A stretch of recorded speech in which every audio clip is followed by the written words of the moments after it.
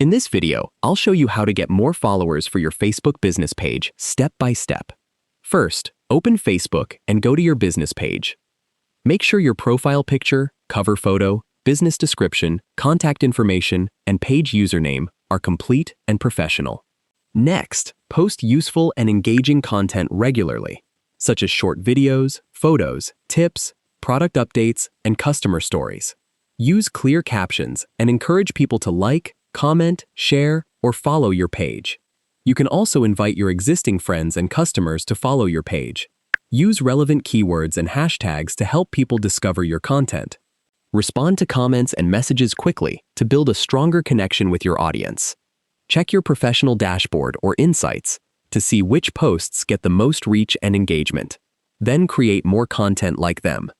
If you have a budget, consider promoting your best performing posts to reach a larger audience. Avoid buying fake followers because they usually don't provide real engagement. That's how you can grow your Facebook business page with real and interested followers.